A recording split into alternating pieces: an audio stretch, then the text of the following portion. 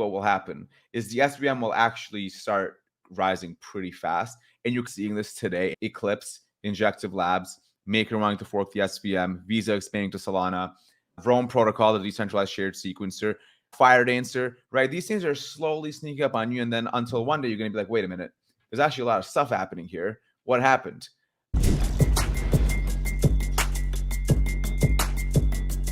What's up, everybody? Welcome to another episode of Lightspeed. Today, we have a very special one for you because it's just me and Mert. It's our second Roundup episode where we talk about basically the hottest stories going on in crypto and really just like what we care about. So, Mert, I think a good, easy spot to start is that there's this rumor going around from an SBF trial that Caroline Ellison stated that FTX had access to an on and off switch for Solana. Just curious your thoughts because that's pretty devastating.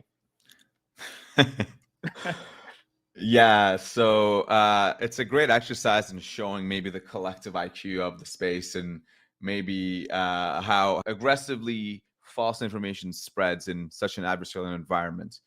So the context for people who are not familiar, which I'd be surprised by if people are unfamiliar at this point.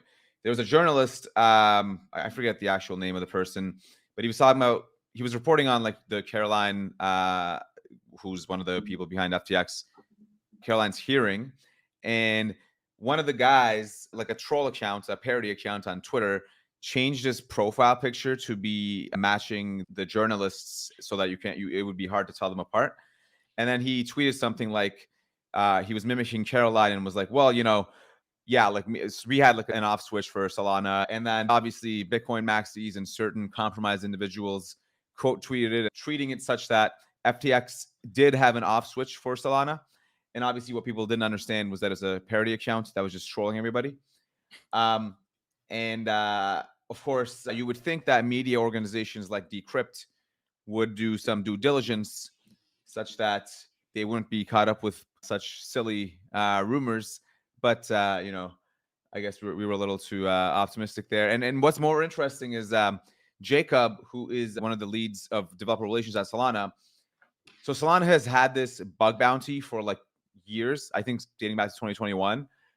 And this is very common in software, right? Like if you built a system, you have bug bounties such that, hey, if you can break something, we give you money for it, right? So that you're incentivizing the community to kind of get paid for analyzing your code base. Mm-hmm. And so Jacob tweeted that like, oh, hey, like he was kind of trolling. He's like, if you guys actually think you can, here's a 400K a bounty. And then what Decrypt does is they take this and they say, Solana Foundation releases a new bounty program, rumors of a new, in the face of the rumors of a new kill switch. And I was like, oh my goodness, I cannot believe these people are this stupid. Anyways, after we yelled at them pretty aggressively, they did take down the tweet and the post. They issued a recorrection. And then actually the guy who made the original parody post, I forget his name. I think it's like Awful Jesse or something, his handle. He couldn't believe it himself. He was laughing. He's like, oh my God, they actually quoted me. And then I was like, man, just thank you for exposing the collective IQ of the space. And he's like, my pleasure. He's like, I did not think that people would blindly trust what they just saw on the internet. So like even he was surprised, but that goes to show you crypto is a very noisy field and you really need to tune your information sources as much as possible. Yeah, there's another tweet that came out today saying that BlackRock ETF was approved, which was patently false. I think that was Cointelegraph who later came out and they like edited their tweet and they said reportedly. So there's a lot of misinformation out there. Like you said, both news outlets did come back and say like we retract the statement. Mert, I'm curious, this has been a big thing in Solana, I would say probably since the network instability, but probably even before that there's been a lot of fake news and FUD. And I think that's one reason that you've stood up and become basically a spokesperson for Solana. Can you maybe talk about that and just how important you think that is to not only Solana, but just communities in general? So the rumor about the kill switch actually highlights something pretty interesting. And I actually thought it could even be maybe bullish for the network. And what it highlights is that no matter how stupid or unbased a piece of information about Solana is, it will spread, right? Just because of people's kind of pre-existing notions or biases, right? And so if something is blatantly absurd as Caroline having a kill switch for Solana propagates as truth in news networks, you can kind of see like, wait a minute, did those outages really happen, right? Did Solana really have 15 outages? And it's like, of course it didn't have 15 outages, right? Uh, and did X happen? Like you can kind of generalize this to any other event. Now that's not to say that nothing happened. Obviously, FTX and Solana did have relations at the very, very beginning of Solana's life cycle. But I mean, obviously, those are also super exaggerated. And so what it goes to show you is a lot of what you heard about Solana in the past year, maybe even 2 years, has just been complete noise, right? Like Solana has not had 15 outages. In fact, Jump Crypto released a report, right? Like nobody really knows Solana's engineering reliability efforts better than Solana Labs and Jump Crypto, right? Who's working on Firedancer. And they released a report outlining the exact cause of the past 3 or 4 outages now, and why they happened, what steps have been taken to fix it. The rest weren't outages, right? Maybe there were performance degradations or maybe like TPS slowdown and whatnot. But that's just, that's just outages is just one thing.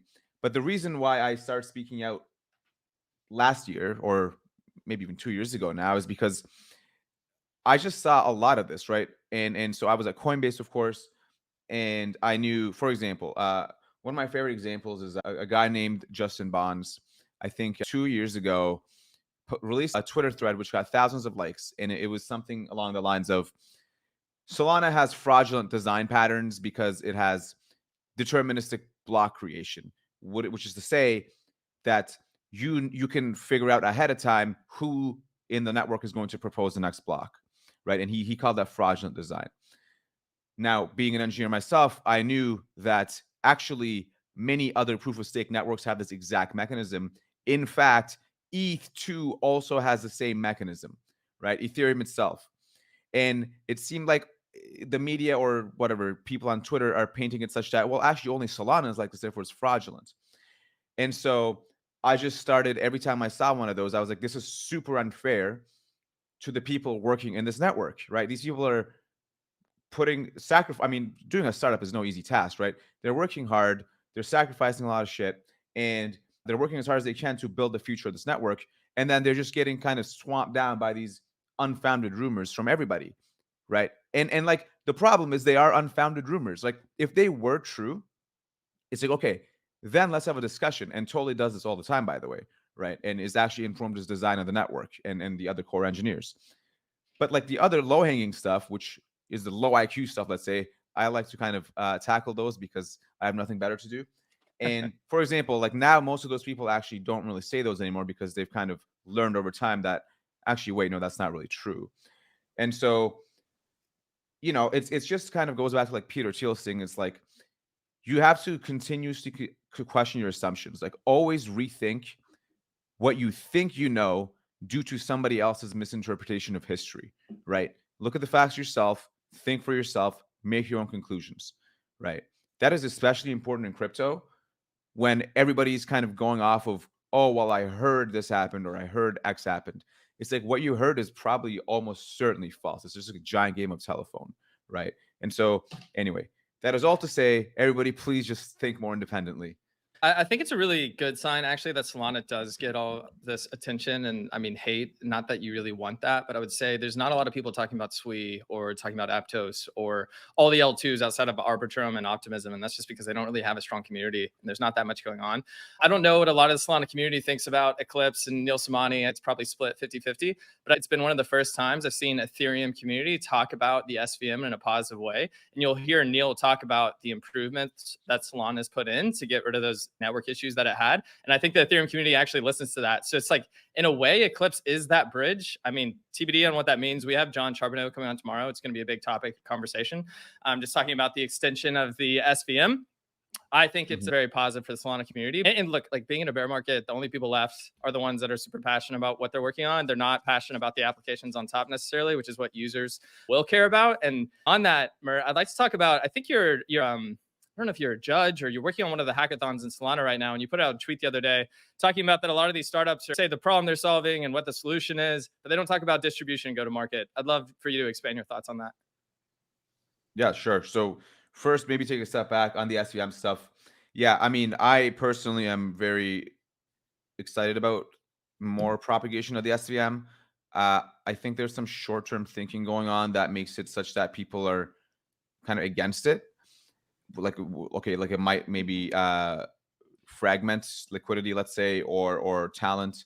But I think that's like very like 1 to 2 year time horizon thinking. If you spread out over 5 to 10 years, which I hope everybody who is in this industry believes that it will be around for another 5 to 10 years, then I think it's super interesting because, you know, that's how open source technology works, right? You have different groups of people working on improving certain parts of it, and then it propagates. You get more mind share in developers, and that's how you improve a decentralized system and an open source one, right? And so I think, just as an aside, I think that's a very great development. Okay, so my tweet.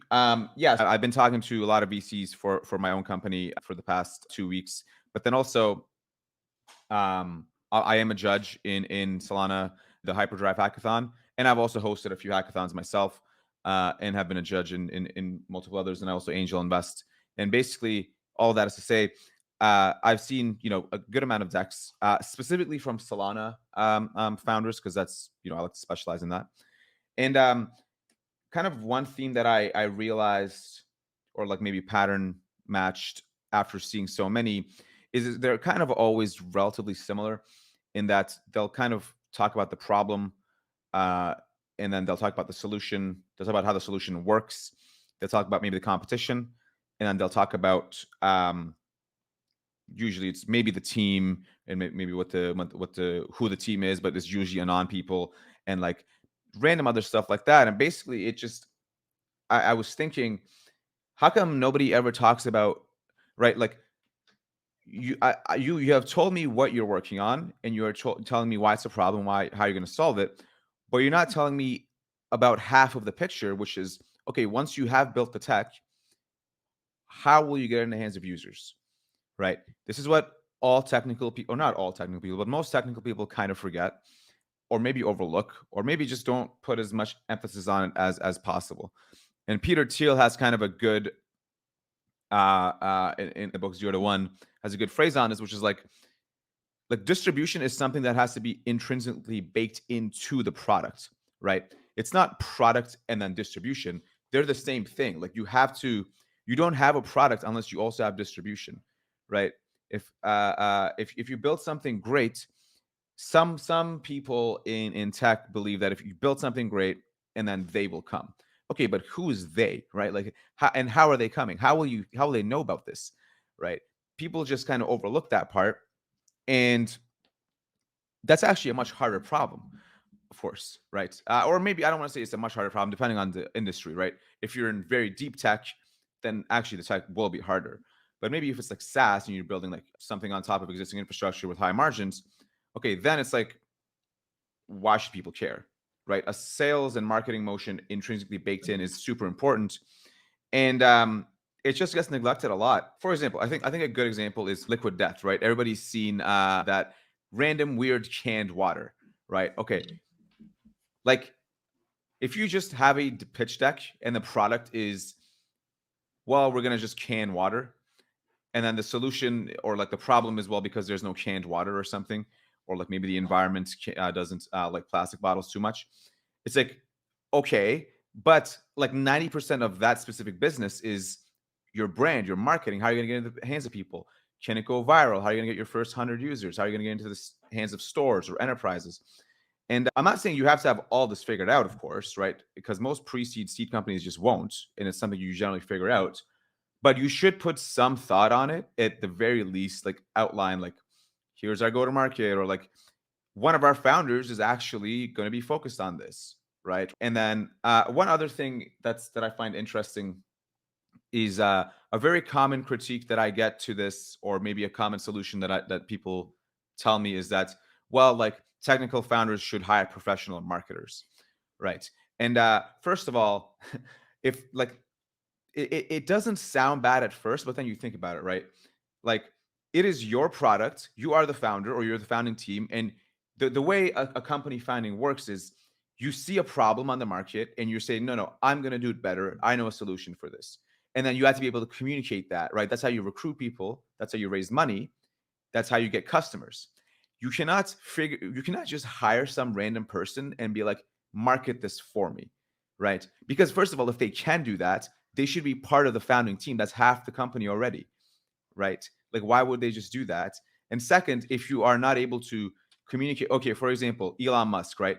Probably nobody better than Elon at doing this. Elon is famous for saying we don't spend any money on advertising, right? Okay, but they don't spend money on advertising because Elon has an insane earned media brand on his own, right? People listen to what he says all the time, and he's able to sell the vision of a future with electric cars, a future with Neuralink, right? He's able to sell that very, very well, right? It's not like targeted advertising on Facebook is a different kind of selling, but it's selling nonetheless.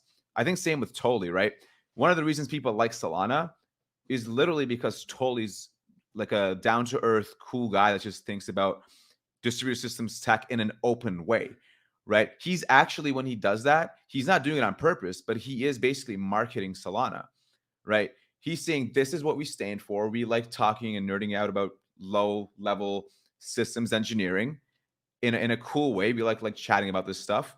If you like it, yeah. If you like it, then you'll probably like kind of being in this ecosystem, and that's like a form of marketing, right? What you can't do is just say shh, coming soon, and then just fuck off in your corner and then wait for people to find out about you, right? That's not going to work. Anyway, that's kind of my rant. I like your example with Liquid Death. I think there's a few rumors of like the origin story of that, but the one that I've heard is that the founder was going around essentially to these different rock concerts. You have rock bands on stage and they're all drinking, they're all sponsored by these like Red Bulls and Monsters and these energy drinks, and it's 100 degrees outside, and he goes up to him and he's like, how the hell are you on stage drinking these energy drinks all day? Like, you're not having a heart attack. And they're like, this is just water. So the energy drink companies are sending them those cans, they're putting water in it. And I think it's interesting in the sense that one reason that Liquid Death has gotten so popular is they went into music venues, including big concerts with like rappers and also ACL and music festivals, and it looks almost like a beer can. And as silly as it is, like, water is a commoditized product, right? So it's all about the branding that you have on top, but it's like, what can we uniquely be good at? And for them, it's like, one is you have this can that you actually feel cool again with water, because no one wants a Dasani water as they're walking around a music festival. And I'm somehow tying this into, we had an interview with Antonio from DYDX. And I thought it was really interesting. It stuck with me. It's a framework. You often hear that a product has to be 10 times better for someone else to use it. But it's not necessarily that the product has to be 10 times better in every way. Just it needs to be 10 times better in one or two functions. So it's like, what feature am I specifically 10 times better at that will make people want to use my product? And for them, he's like, that could be transparency in crypto. Like, a lot of the times we're trying to get around that. Like, people want their data private. But he's like, we can actually lean into that. That's one thing that makes friend tech so cool, is you can actually see all the different keys that your friends own, et cetera. And he's like, I want to lean into that further. So I think that's an interesting thing as well for these crypto founders to think of, is like, what uniquely about crypto makes my product better? Because it's very hard to be 10 times better in every aspect against some type of centralized application. But I think if you lean into what crypto uniquely enables, you can actually do that. Yeah. And again, I'm sure to keep quoting Peter Thiel, but it is one of my favorite books that I've read quite a few times. And one of the things he says is like, you can build a monopoly or like an unfair advantage with just distribution alone, but the same is not true for tech. As in, like, if you build the greatest tech ever, it's going to be hard for you to build a monopoly with that alone, but you can do it with distribution.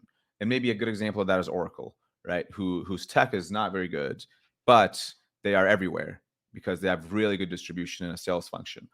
And maybe it's sort of semantics in some way, but that's kind of what I mean by, like, the product and the distribution are kind of intrinsically linked. Like, I can't, the way I think of it isn't decoupled, such that, like, okay, well, you built something 10x product and then now you have to add distribution. It's like, you probably built that intrinsically with it. Like, for example, PayPal, when they first started, one of the reasons they went viral was because they just gave people $5 for referrals, right? GetCode kind of did the same thing. It's a very, and Friendtech, right? Friendtech's go to market gets overlooked, right?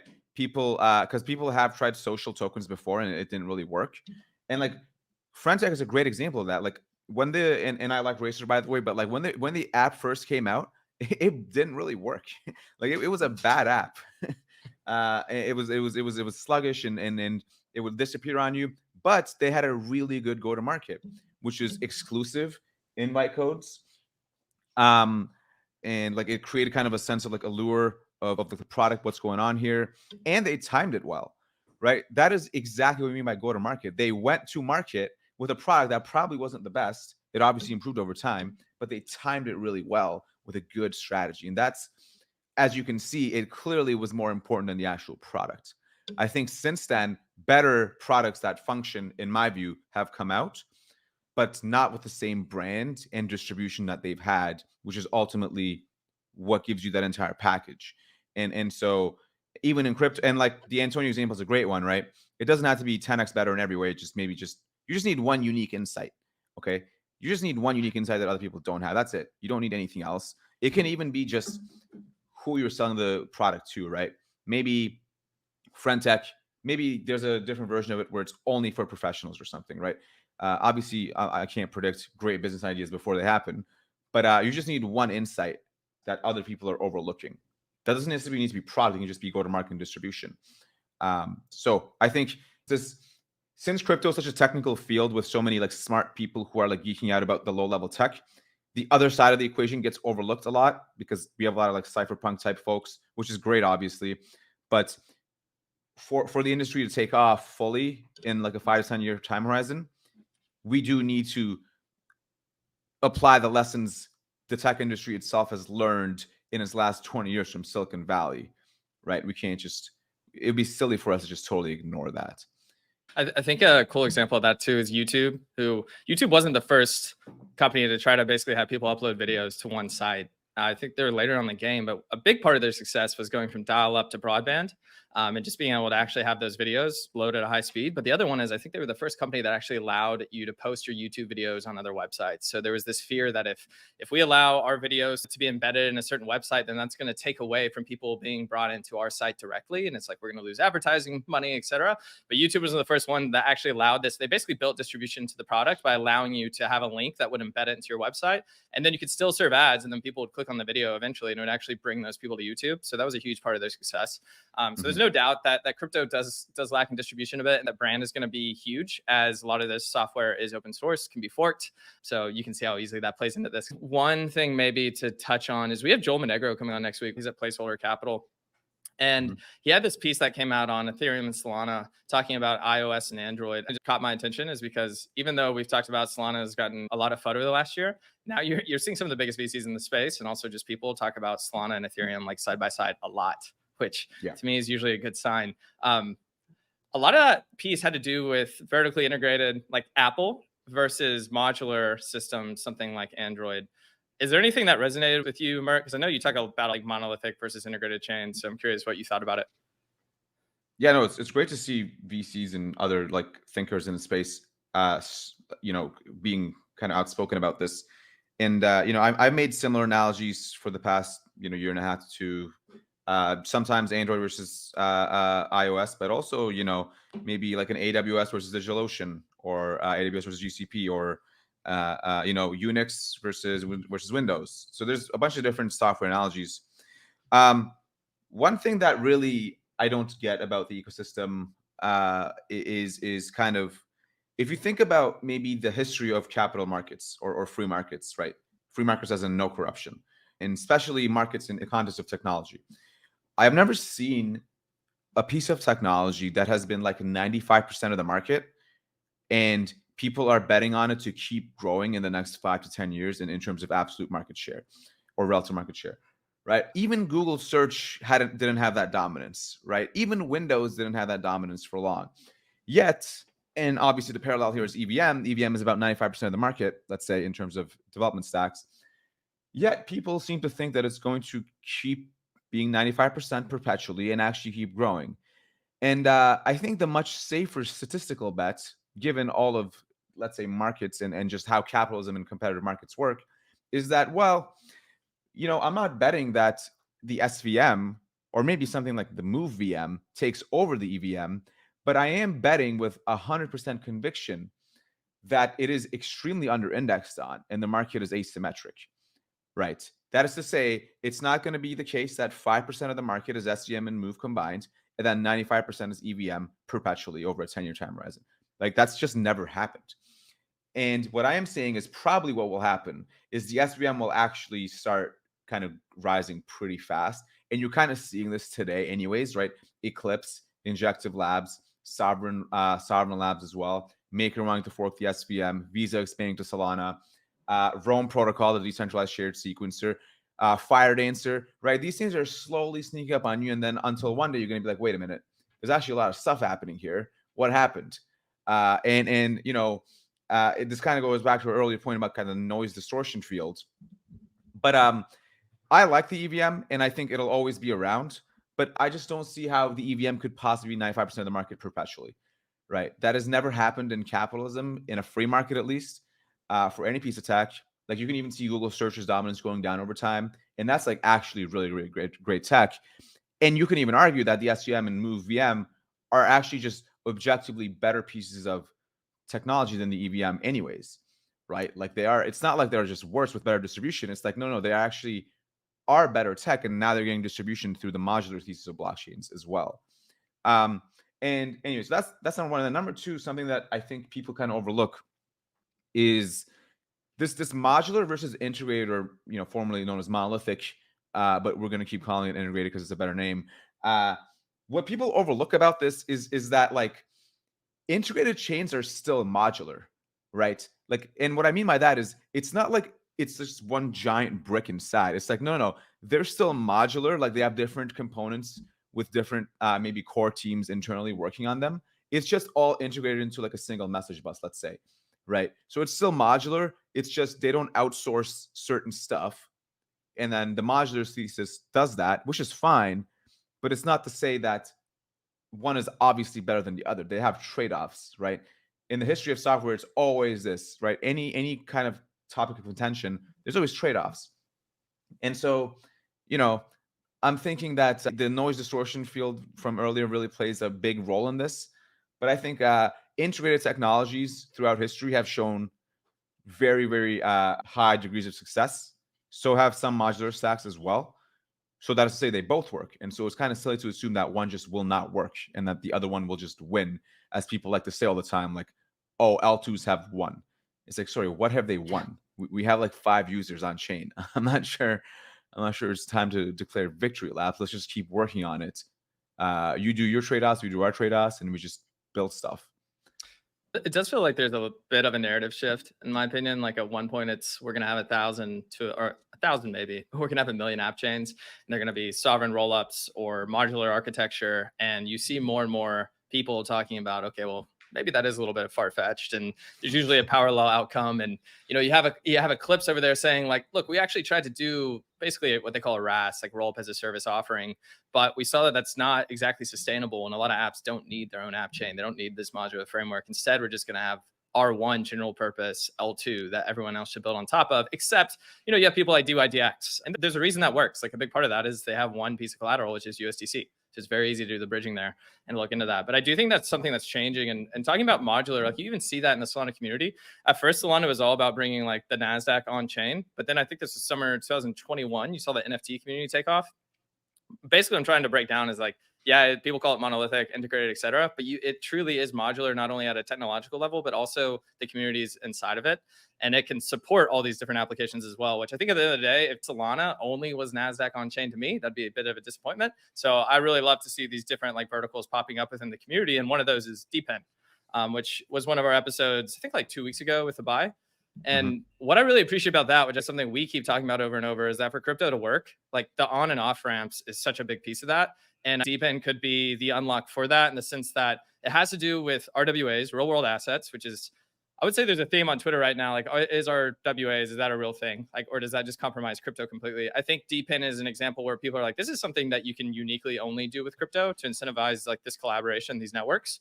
But on top of that, this community gets paid in crypto. So it's an on-ramp without having to go through like a centralized entity. And similar to what I talked about in Venmo, I didn't hook up my Venmo to a bank account for the first like 6 months. People just started paying me for after I paid for dinner, et cetera. And that started building up over time. And eventually I actually just wanted to use that app to then pay other people. And I saw how valuable that app was. I think the same thing can happen through something like DePIN, and Abide talks on that. So to me, I wouldn't doubt that that's a big narrative going into the next cycle. And if it's not DePIN, we need something else. And a lot of people talk about gaming to be the other source of that. But to me, I think that's going to be a huge focus, is how do you have an on and off ramp outside of just something like Coinbase, which is great to have, but you want to have people paid on chain for something, and it needs to be for something useful. It doesn't need to be like, just because you came to our L2, we're going to give you an airdrop. To me, that's, people are just going to dump that, and it's not going to add a lot of value. Yeah, 100%.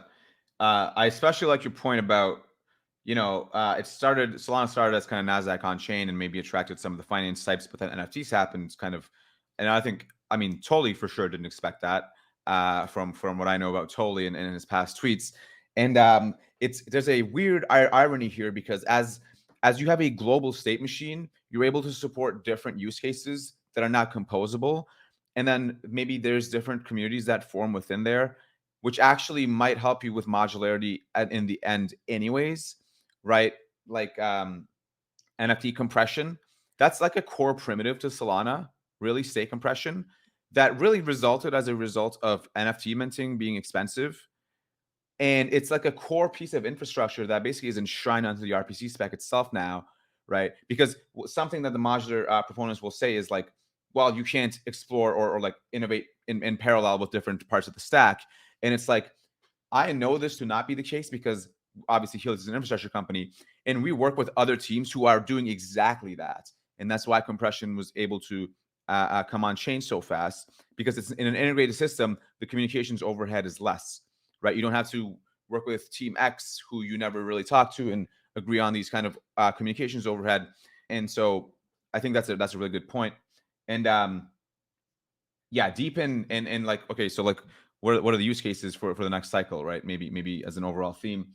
Yeah, DePIN is really I think like one of the best things about DePIN is that people can actually earn crypto natively on chain, right? Like you said, you don't have to first get a bank account, transfer to Coinbase, do the conversion, get KYC, go on chain, right? Instead, no. It's like you participate in the crypto network, you earn crypto directly. That's it. And you can do anything you want. Your friction is reduced. And I think there's definitely something interesting there. I think gaming, I mean, we had that episode with Ryan. I think, the jury's still out on that one. I think it can go either way. I think there's obviously very good use cases. And then there's maybe some not good use cases. I'm not really an expert in gaming to judge. One thing that I am excited about personally is social. I really do think social will be the next big unlock. Like, I don't think we've seen really an innovation in social for like, I don't know, a very long time. I mean, unless you consider TikTok social, I mean, which kind of is. But I think there's an interesting design space that hasn't really been explored there. And by the way, you can see this with threads, right? Like Facebook's or Meta's Twitter clone. When they went live, it was all the kind of buzz for like 5 days, and then bam, like I haven't heard of it since, right? And so there's a very interesting opportunity there for a startup to come in, right? Because like, who knows how to run social media better than Zuck and Meta? Probably nobody, right? Instagram, WhatsApp, Facebook. But even they couldn't crack the next thing of social, right? And so then what that tells me is maybe there's actually a really interesting opportunity for an approach that hasn't been tried, maybe something like a friend tech, and kind of the intersection of crypto and social. That could be really interesting. I know, for example, that basically the only app I've used in crypto other than like a multi-sig in like the past month, right? So that alone is pretty encouraging in some ways, and in some ways it's kind of depressing. But I think social has a pretty big chance. But like another big part of social, which goes back to our earlier point, is like, especially in social, and I saw a few social pitches on the decks. They talk about like, maybe like traditional forums like Reddit, for example, underpay moderators or don't pay them at all, and maybe it's censorship resistance and or censorship prone and whatnot. It's like, okay, true, but how are you going to get them to use your platform instead, right? You haven't told me that, and that's actually by far the most important part. How are you going to get those communities on your thing? Are you going to target a specific community, right? Like maybe what Twitch did, because Twitch was at first Justin.tv, and they were letting people stream all types of content. And then they realized, wait a minute, the gamers and people who stream their games are particularly engaged. Let's double down on that, right? So like, and another thing that I say in the tweet is like, your TAM, your total addressable market, is not $50 trillion. And everybody kind of like in their deck says like, oh, our market is like bajillion dollars. And it's like, no, that's a huge red flag. What you want to show investors is you have a very specific market that you are uniquely positioned to take advantage of. And then when you land there, you can then expand to other markets. But you can't just say you're going to take over the entire world with your pre-seed round, right? You can't do that. And so again, go to market is a theme that kind of always comes up. And it just, I really encourage people to maybe read like 0 to 1 by Peter Thiel and Blake Masters. even just talk to chat GPT, ask it to recommend you books about it. Read some Seth Godin's like This is Marketing blog. Just try to get somewhat of a feel for that space if you're a technical founder in crypto. Yeah, I'll be curious in crypto with social how big the market needs to be, because it's going to be different in my mind than something like Twitter, where it's relatively massive and you need a ton of people, like Facebook, for example, so you can get advertising money to come on your platform because that's how they actually monetize. Whereas in crypto, whether it's micropayments or more to do with subscriptions, you may not need that many people. It could be a bit more like a SaaS business where it doesn't have to be massive just because of how the like monetization structure is made, because I think it's going to be really hard to compete and like take off Twitter's users. But I do think you could get like a niche of 10,000, 100,000, whatever it might be, people, and they're actually willing to pay for that product beyond something just with ads. We have the Z Prime guys coming on, Maddie and Fisk, this week. They do a lot on social, so it's going to be a really good conversation. One thing that I did think is interesting that now looking at it, it's very obvious, is that social in some contexts, like social media, has become more asocial in the sense that like you used to have Twitter, Facebook, and you only really followed your friends. With Facebook, it was only people at your university, and then it ended up building up from then. And then Facebook was still like people you only knew. And then you got LinkedIn, and eventually people are like, okay, maybe I can get 10,000 followers. I don't actually have to know these people. And then you have something like TikTok, where it's not about your friend graph at all. Like there's no social graph. It has to do with just like what is popular, what is the content that everyone's listening to. And it's really not about friends at all. So it's gotten more asocial over time, which means your friend graph is maybe not as important as it used to be. And so they use that to say like, okay, how does crypto play into this?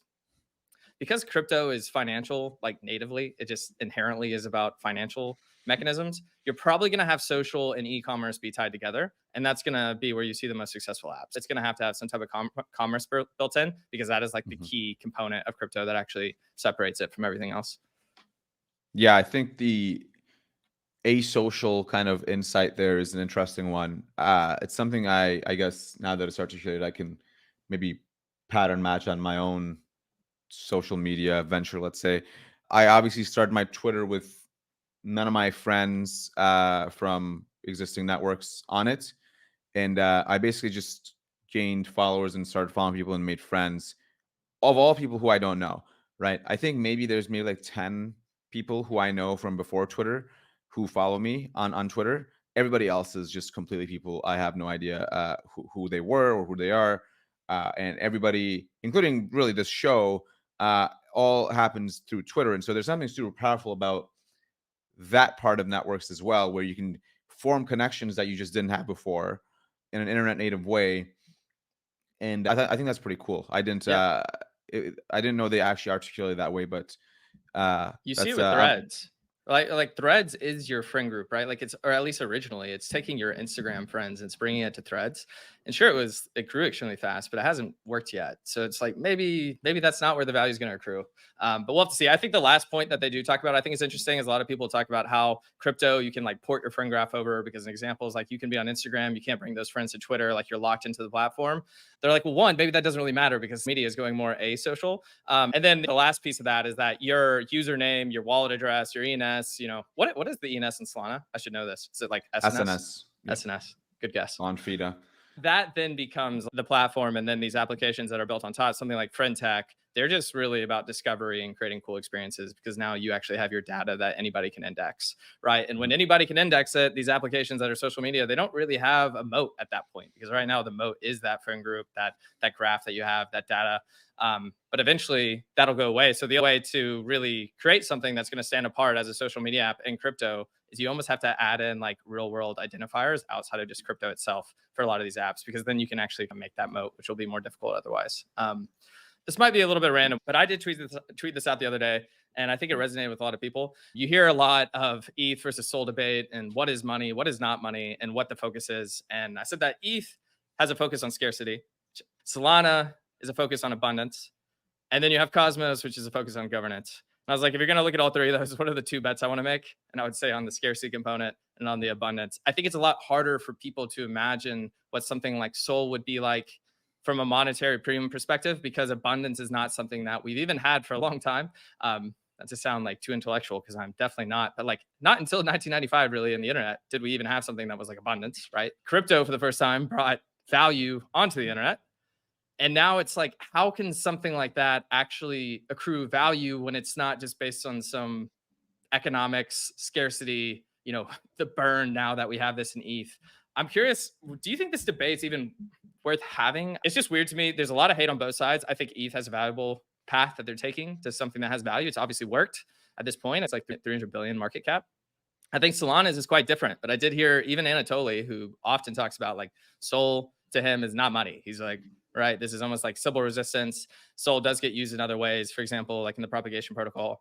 But he was on a podcast on Validated, and he talked about, okay, yeah, Solana is creating the optimal execution environment. But once you've built that and you actually have that network, you naturally will have things like settlement take place within Solana itself. And he's like, a lot of those features and that overlap creates something of value, which is Sol, and creates that monetary premium. What are your general thoughts on that debate and just Sol's focus on abundance?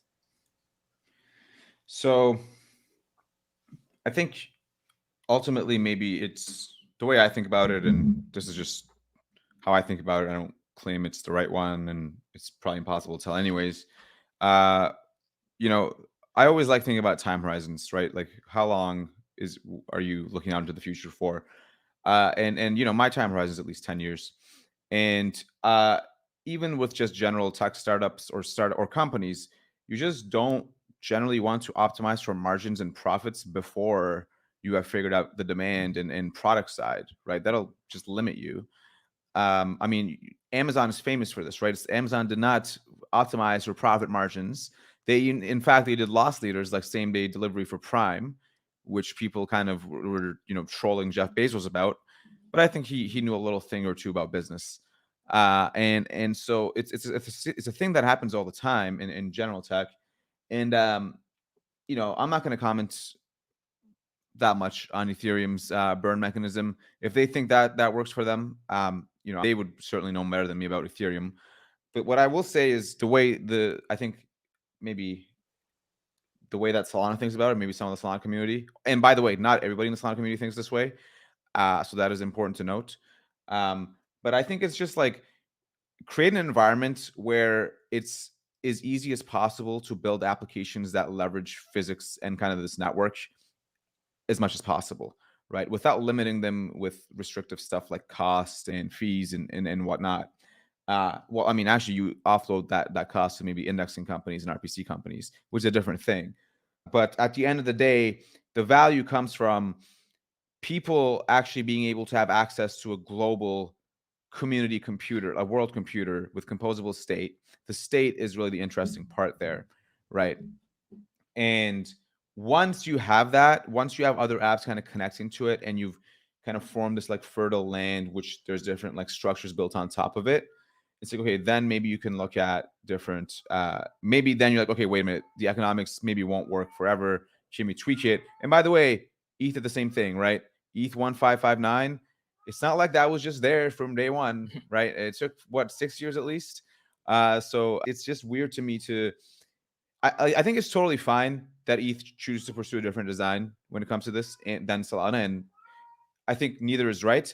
What I don't like is when people from other ecosystems are like, Sol is definitely doing it wrong. Our ways is the only right way this is possible, right? That's just really annoying. Like you do not know this. You're not the Oracle of Delphi where you can just see 10 years into the future and like, oh yeah, this was obviously right. It's like, if you think that, then you're kind of saying two things, right? You're saying, one, you guys are stupid. I know much better than you and I how the future will play out, right? And then two, you're saying my way is definitely the right way, right? And those are just very strong claims. They're also incompatible with a good amount of tech history.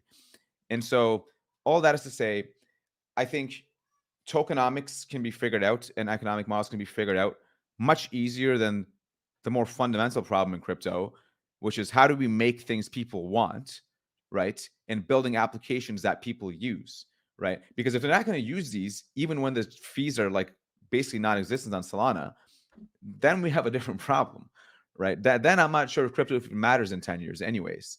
So that's kind of, but again, I want to be clear here.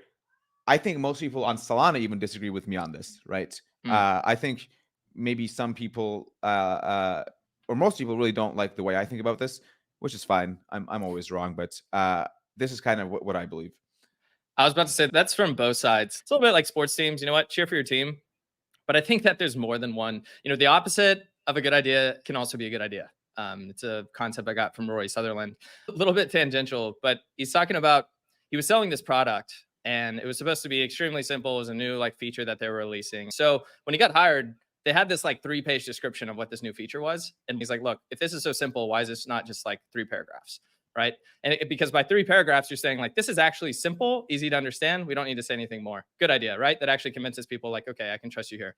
But the opposite of that is, okay, if you do a paper that is 3 pages, people are like, okay, they really thought this out. They have a lot of detail here. It's also a good idea. And the whole point is like, just because Solana has one path and Ethereum has the other doesn't mean either's wrong. So I just think it's fun. I like the Solana path because it's a lot more fun.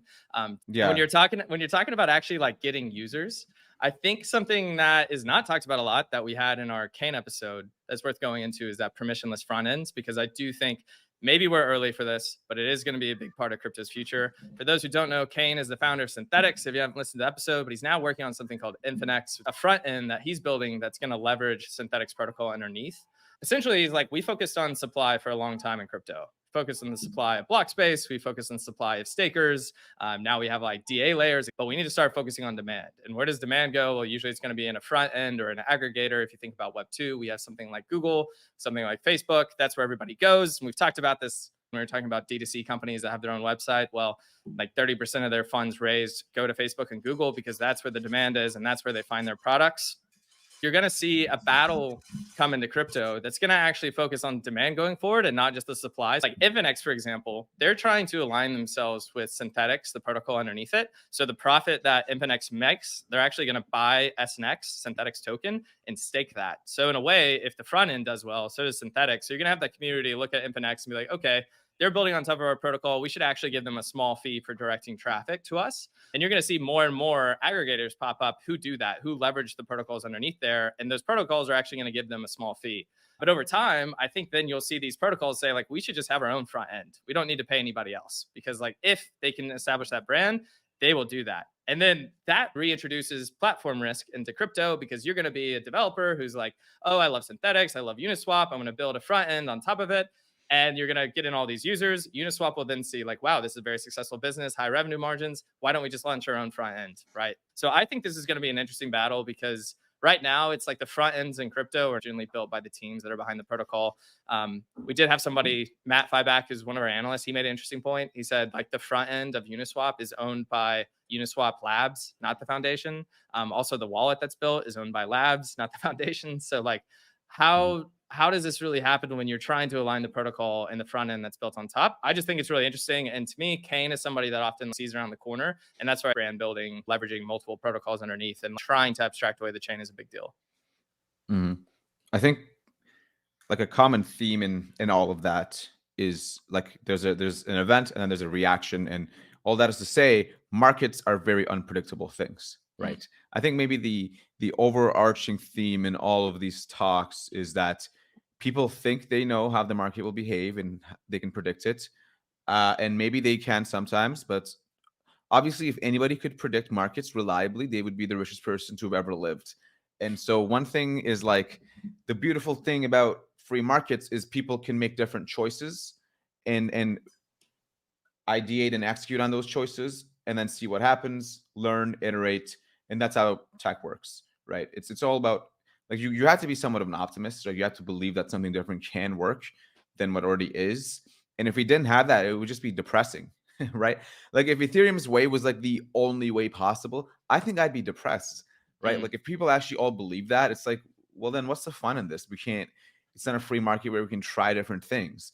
And so not to get too philosophical here, but that's kind of the illogic at the center of all of these crypto discourse discussions, right? Which is that, can you hear that? Yeah, we got the cat in the background. Oh my goodness. Okay, so I was saying the one thing that I really have noticed about this industry more than anything is the tremendous illogic at the center of this, all these different kind of discussions or tribalism, which is that nobody can actually predict markets, right? But everybody believes or acts like they can, right? I'm not behaving like Solana will be the only possible choice in the future. I think it has a very big role to play, and so I will do my best to build on it and correct information asymmetry and whatnot, and kind of put my work towards it. But that doesn't have to say Ethereum won't work on some capacity or Cosmos won't work on any other capacity, right? That's a very strong claim. You can't just say my way is the only way that can possibly work. No other option is feasible. That's a ridiculous claim, and I don't think it's ever worked for anybody. At least over a long time horizon, right? Maybe it works for like a year, right? Maybe you can safely say Solana will not take over Ethereum in the next year. Okay, that's fair. Can you say the same thing in 15 years? Nobody can know that. I can't know that.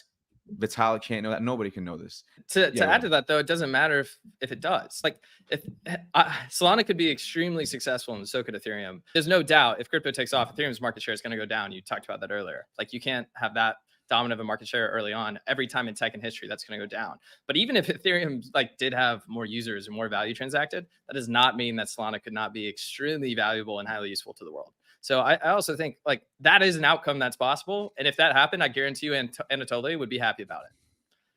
Yeah, and it's kind of like it's just always the same thing, which is that we have to like the fundamental problem is we don't have that many use cases with PMF and crypto, and so what do we do in the face of that?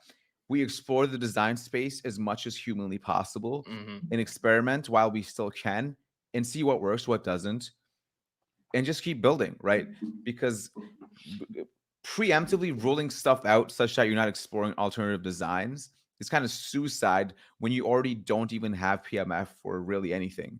And I see like some maxis on certain corners saying like, we shouldn't be wasting resources, right? We should stop all capital going to alt L1s and only pour into Ethereum. It's like that's totally missing the point, right? These are different markets. If other people think these markets are feasible, they'll invest in them. That's it.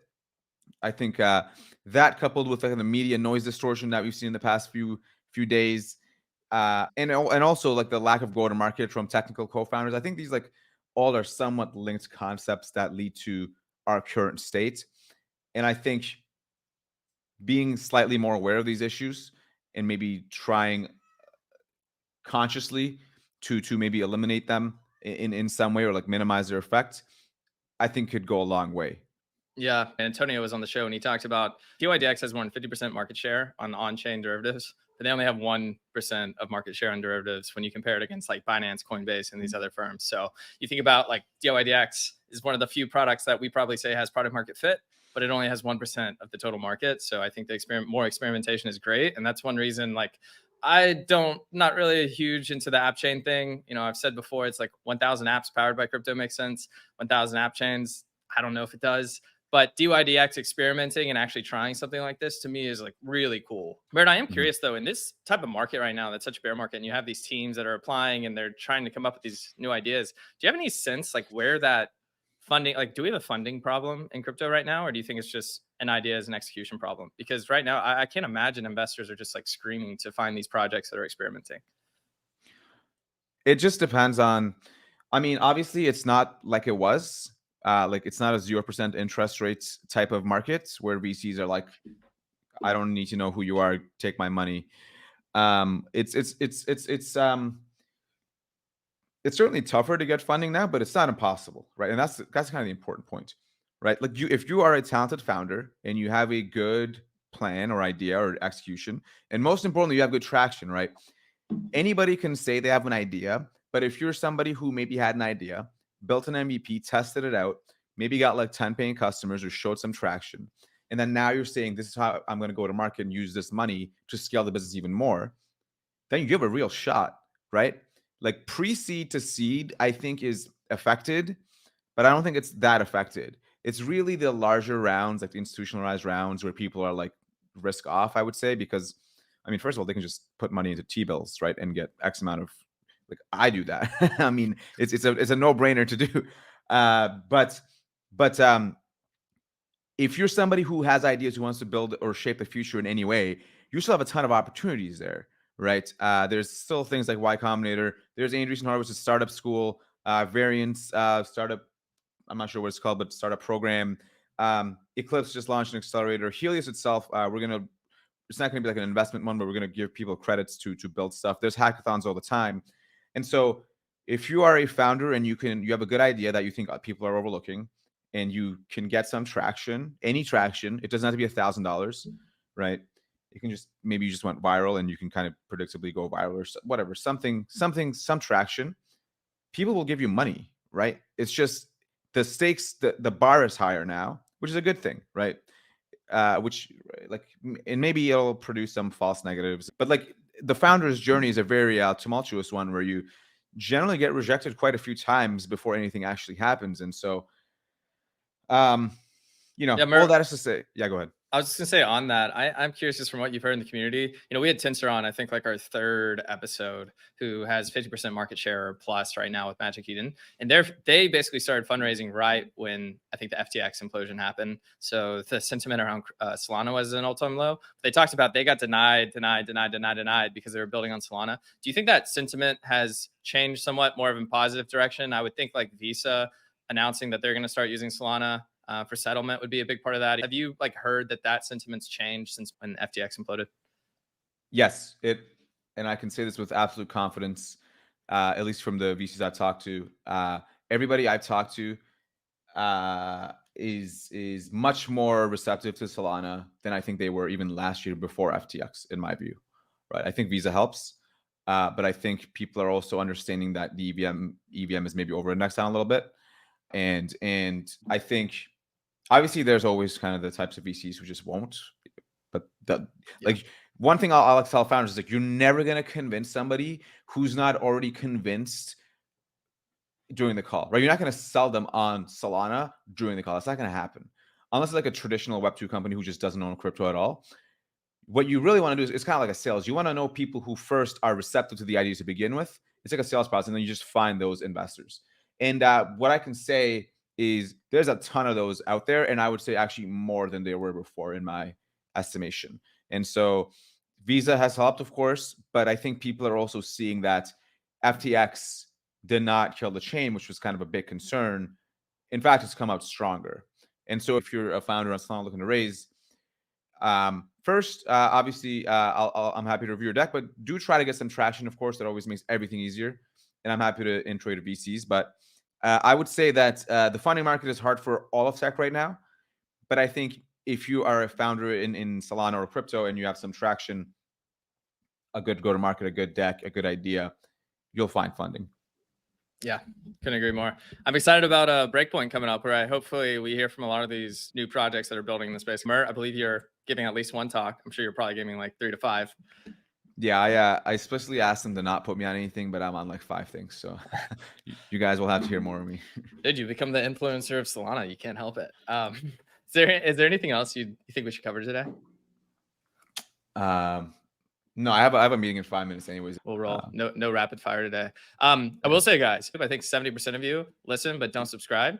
So if you actually like the show, if you're a big fan, return the favor, hit a subscribe, and that'll help us make the show even better. We'll get bigger guests. And yeah, we'd really appreciate it. So anyways, Mert, I think this was a lot of fun. This is our second roundup for anyone that's new here.